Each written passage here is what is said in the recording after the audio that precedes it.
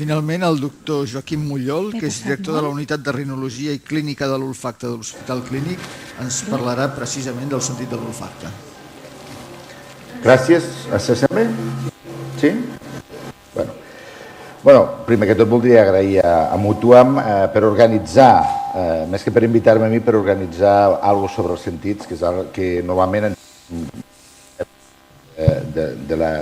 del problema dels sentits, i també a vostès per haver vingut aquí. El meu sentit, que sortosament m'hi dedico des d'anys, tenim una línia de recerca oberta a l'Hospital Clínic i a l'IDIVAPS al voltant d'aquest sentit, és fins ara un sentit molt conegut i bàsicament pels metges, no sol pels malalts, sinó també pels metges, els professionals i a vegades els especialistes. El sentit de l'olfacte està situat a la part alta de les fosses nasals. Ocupa bàsicament una àrea que és al voltant del que seria un segell de correus. Podem veure aquí aquesta zona blava, és el que en diem la zona del neuroepiteli olfactori, si se sent bé o no se sent bé. Potser serà millor si pot utilitzar efectivament el micro del faristol. Perfecte. I aquí està una miqueta descrit com funciona. Aquí arriben les substàncies odoríferes.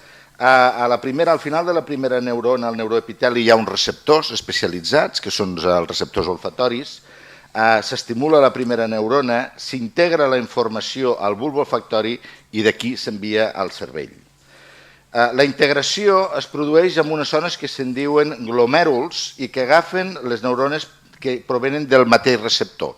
Els animals expressen més d'un receptor olfactori per neurona, mentre que en els humans n'expressen només un. Aquesta és la gran diferència i que potser això fa que siguem diferents a l'hora d'olorar.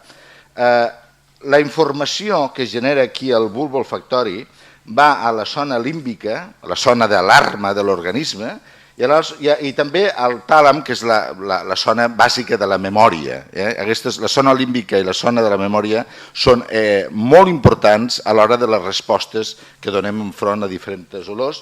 Finalment, aquesta informació arriba a l'escorça i en som conscients. Per què fem servir els humans l'olor?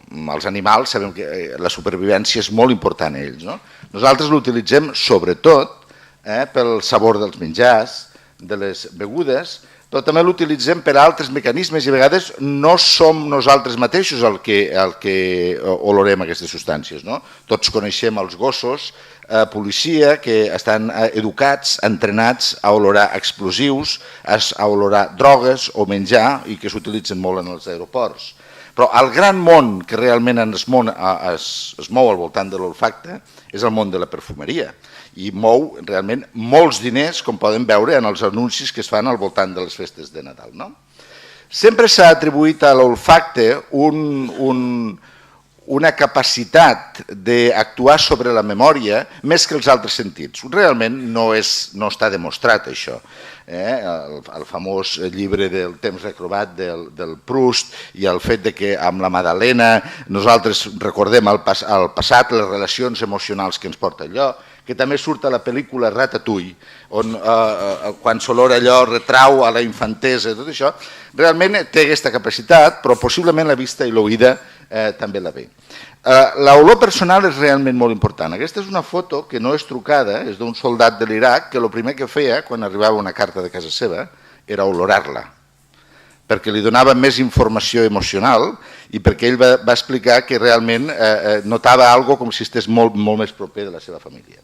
Un altre problema és quan es parla de l'aparellament com relacionat amb l'olfacte, com si les olors o els perfums tinguessin capacitats feromòniques. I això, moltes cases comercials, una d'elles és Axe, però moltes d'elles, utilitzen aquesta terminologia per vendre el seu producte quan no hi ha cap demostració científica que l'efecte feromònic existeixi en els humans. S'ha descobert clarament en els mamífers i en els insectes, etc., però no està tan clar que realment existeixi en els humans. Després un altre concepte és el concepte d'olor agradable i desagradable. Això ja és diferent perquè Moltes vegades l'efecte de l'olor agradable i desagradable és la vinculació que té un olor determinat a una experiència personal. No és el mateix la persona que olora llenya de foc i li recorda el seu avi quan li explicava contes i era petit, que a la mateixa persona, una altra persona que olora olor de foc, que li recorda un incendi que va haver a casa teva. O sigui, la sensació d'agradable i desagradable és molt relacionada amb altres característiques i no amb les olors pròpiament dites.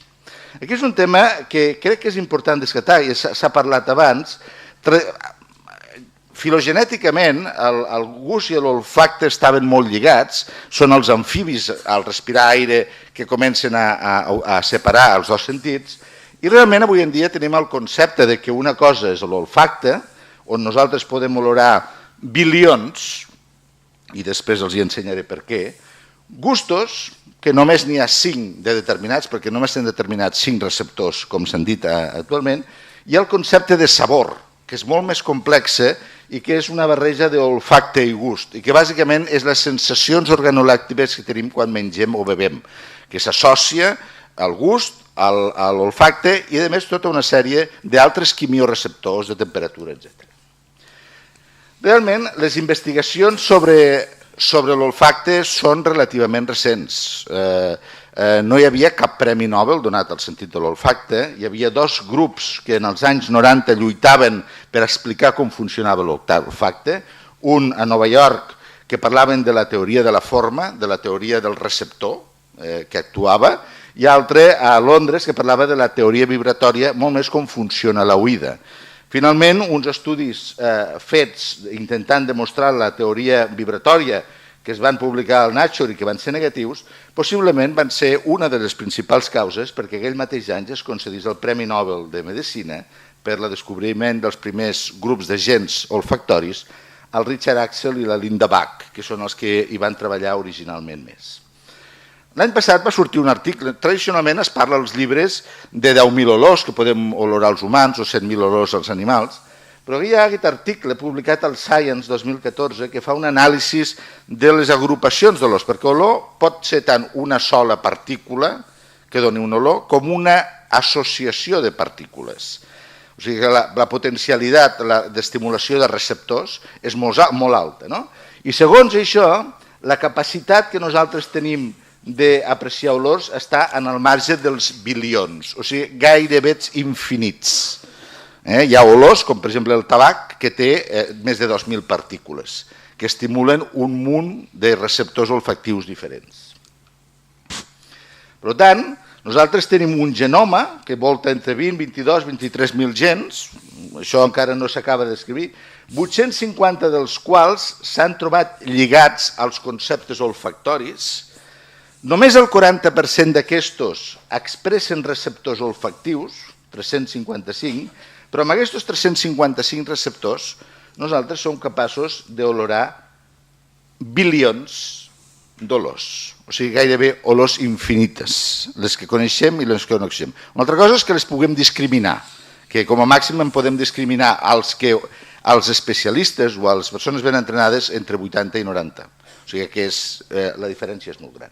Si comparem entre els sentits, doncs mira, 355 receptors per l'olfacte, 5 tipus de receptors pel gust. En el cas dels auditius és més un concepte de vibració que va entre 20 Hz a 20.000 Hz i els receptors lumínics bàsicament són 3, pel vermell, pel verd i blau, i tot i amb això podem tenir inclús milers i milions de diferents tonalitats de color. Com olora la nostra societat? Sempre s'ha parlat que en l'home, en el ser humà, l'olfacte s'ha anat perdent evolutivament. Però recentment, fa cosa de 8 anys, es va fer un estudi publicat al Nature on comparaven aus, mamífers i humans, al que se'ls tapava les orelles per evitar la multisensorialitat, com deia el doctor Dearo abans, i la vista. I després de petits entrenaments vam veure que la capacitat de seguir un rastre de xocolata per l'herba no era massa diferent entre les tres. O sigui que, com diria aquell, no estamos tan mal. I després altres estudis han demostrat clarament que si nosaltres entrenem a persones que han perdut l'olfacte, la capacitat de tenir bons resultats olfactius millora. Per això l'entrenament olfactiu és una tècnica que s'utilitza avui en dia per millorar la rehabilitació olfactiva, per millorar, en certa manera, la pèrdua olfactiva. Nosaltres vam comparar un grup d'enòlegs, gent que realment està entrenada a la població general, i aquí va participar també el doctor De Haro, i vam veure que a l'hora de detectar, tots som iguals, però a l'hora de posar noms o encertar olors, el qual necessitem un aprenentatge, un factor cognitiu, la cosa canviava i eren millors els enòlegs. O sigui, l'aprenentatge, l'educació és molt important. Per això crec que tenim unes dades molt bones, que és un estudi que vam fer i que el doctor De Haro també hi va participar amb col·laboració de moltes entitats i de més de 100 persones, que és l'estudi Olfacat, que es va publicar al British Medical Journal fa 3 anys, i que és dades sobre Catalunya. Dades sobre Catalunya. És un estudi que vam fer amb més d'250.000 d'enquestes que vam enviar a través del periòdico de Catalunya amb les 2 llengües i que vam rebre gairebé 11.000 respostes. I potser alguns de vostès hi van participar. El problema que vam tenir d'entrada és que 2/3 parts dels participants, com passa sempre en aquests estudis, eren dones. Són més participatives en els estudis sempre d'opinió i coses d'aquestes. Per això vam haver d'estudiar-los, i més perquè sabíem que hi havia estudis que havien parlat de que les dones oloraven diferents dels homes. El primer que vam trobar és que una de cada 5 persones té algun tipus de trastorn de l'olfacte i que una de cada 300 no olora absolutament res. El qual, passat a números importants, tenim que, per exemple, a la Unió Europea, que són 500 i pico de milions, no, més de 600 milions, 82 milions tenen un trastorn de l'olfacte i 1,5 milions no olora res. A Catalunya són 20.000 i a Espanya 120.000. O sigui que són números realment importants. I aquí és el que passa relacionat a sexe i edat. La detecció és el que és el sentit de detecció pur, sí o no, mentre que la memòria i la identificació són conceptes ja cognitius que són molt importants, que ja intervé el cervell, els núcleos, la memòria, el sistema límbic, etc. En la detecció veiem que els 2 grups, homes i dones, van baixant amb l'edat, bastant equilibradament, sempre olorant millor les dones en blau que els homes. La memòria i la identificació, que necessita un aprenentatge, va augmentant a partir de la infantesa i l'adolescència. Veieu les curves com van augmentant? Hi ha un plató i a partir dels 60 anys comença a caure. Sempre millor en les dones que en l'home. I en la identificació passa exactament el mateix. I això és altament significatiu entre sexes, molt significatiu entre sexes. Veiem aquí les curves com van. Si nosaltres mirem la pèrdua de l'olfacte, fa un curs diferent, augmenta amb l'edat. La memòria, el problema de la memòria disminueix i després torna a pujar i en la identificació passa el mateix. Però si mirem l'anòsmia, o sigui, el grup que realment no olora res, es manté molt equilibrat i es dispara, sobretot en les últimes dècades de la vida i sobretot en els homes. Veiem aquí, home, home, home. Altament significatiu. Estem parlant de 11.000 persones. Quins riscs tenim per perdre aquestes facultats? La detecció, la memòria o la identificació? El primer de tot és ser home. O sigui que ho tenim magre, els homes. El segon és l'edat avançada. És un altre factor de risc per perdre l'olfacte, en totes les seves característiques. L'altre, el nivell educatiu baix. Tots sabem, i realment està molt marcat, que com més alt és el nivell educatiu d'una persona, possiblement hi ha un grau més alt d'aprenentatge i l'olfacte és millor, en totes les seves característiques, no només detecció, sinó memòria i identificació. Les pèrdues que hi ha hagut d'olfacte durant la vida, sobretot els refredats, és un factor de risc. L'embaràs és el primer gran estudi que demostra que l'embaràs està relacionat amb la pèrdua de memòria olfactiva i possiblement sigui això en part responsable dels antojos, dels canvis que tenen les dones a l'embaràs de percebre les coses com a bones o dolentes. És un problema de memòria olfactiva. I els traumatismes craneals, que també realment té un impacte molt important. No he posat les odds ràtios ni res, ho he intentat fer-ho més senzill, però les odds ràtios realment de l'anàlisi multivariat són molt clares. Així, què conserva l'olfacte? Què realment fa que l'olfacte funcioni bé? El ser dona? El ser jove? El tenir un nivell educatiu bo? I ara diré una cosa que no agradarà a molts, el tabaquisme. I no parlo més, després en podem discutir. Per tant, dones, aprenentatge, factors de risc, hi ha una sèrie de factors de risc. Què pot explicar això? Aquest estudi és un estudi que es va publicar l'any passat i que demostra clarament com hi ha una caiguda progressiva de receptors olfactius en la dona, però que la caiguda en l'home és molt més ràpida i molt més important. I aquesta podria ser una explicació, en part, no únicament. A més, aquest altre article que va crear furor demostrava que nosaltres agafem una població de persona més gran de 55 anys, la presència d'anòsmia i en menor mesura d'hipòsmia és un risc a morir-se. Més alt que la fallada cardíaca, la diabetis o els accidents vasculars cerebrals. I l'explicació amb això no està clara, possiblement hi ha molts trastorns lligats a la pèrdua d'olfacte, entre ells les malalties neurodegeneratives, els accidents, etc. La disfunció olfatòria es mesura mitjançant olfactometries i no entrarem aquí. Nosaltres en tenim una validada, que és el Barcelona Smell Test 24, que té 24 olors, 4 són sensitius de trigèmin i els 5 gustos bàsics, que sempre els testem, que es presenta sobretot en el refredat comú. El refredat comú és la principal causa de pèrdua d'olfacte de per vida. És la causa més important i més freqüent.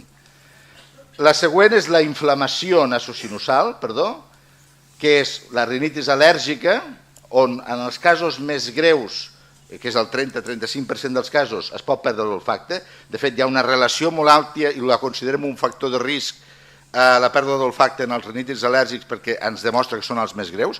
I en l'asma també passa això. És un factor de risc en l'asma per perdre l'olfacte associat a l'asma greu, lligat sobretot a la rinosinusitis crònica i poliposis nasal. I aquesta malaltia s'ha de tenir en compte perquè és l'única que hem trobat que un tractament mèdic pot ser eficaç. La pèrdua d'olfacte no deixa de ser res més que un símptoma. Si el símptoma és tractable, o sigui, es deu a una inflamació, nosaltres el podem tractar. Si no és tractable, un accident, una lesió neurològica o una destrucció del neuroepiteli per un virus, no hi podem fer gran cosa. En aquest moment, en el futur veurem. Els traumatismes craneals afecten molt. Nosaltres tenim un projecte de la Marató de TV3 que fem juntament amb l'Institut Guttmann i amb l'anàlisi que hem fet, el 40% de les persones que han sofert un accident de trànsit tenen pèrdua de l'olfacte, en major o menor mesura. I quan fem entrenament olfactiu, milloren. El tabaquisme, com a concepte general, baixa l'olfacte. Però en l'estudi olfacat vam demostrar que millorava la memòria olfactiva. I això podria ser perfectament perquè s'ha demostrat que la nicotina allarga la vida de les neurones o bé la malaltia d'Alzheimer o la malaltia de Parkinson és molt menys freqüent entre fumadors que entre no fumadors. O sigui que són dades que no... Home, a veure, un pot dir, doncs vaig a fumar. El problema és que et pots morir d'un càncer de laringe o de pulmó amb un magnífic olfacte. Vull dir, tu sabràs. L'Alzheimer i el Parkinson tenen un paper. En el Parkinson s'està investigant molt, inclús s'ha vist en un estudi que estem fent al clínic amb el Servei de Neurologia que els casos genètics tenen un impacte sobre l'olfacte més alt que els casos no genètics. Sabeu que hi ha aquests dos grans grups.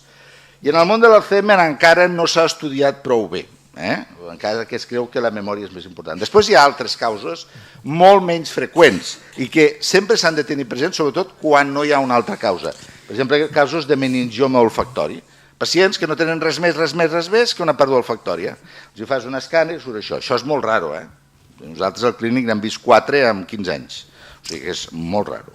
Doctor Muyol... Ja està. Val. Li anava a dir que el podríem seguir escoltant tot el dia. Jo no diré que l'olfacte és el més important, perquè crec, com el doctor Diaro ha dit abans, que hi ha una multisensorialitat que és important. De fet, nosaltres estudiem 3 sentits alhora, que són el gust, l'olfacte i el tacte. El tacte nasal, que és el trigeminal, però sí que l'olfacte, com deia el Salvador Dalí, potser és l'únic sentit que ens dona una dimensió real d'immortalitat. Finalment, només vull agrair al grup de l'IDIVAPS nostre que moltes d'aquestes persones han treballat i han participat en alguns dels estudis que els he presentat aquí. Moltes gràcies. Gràcies.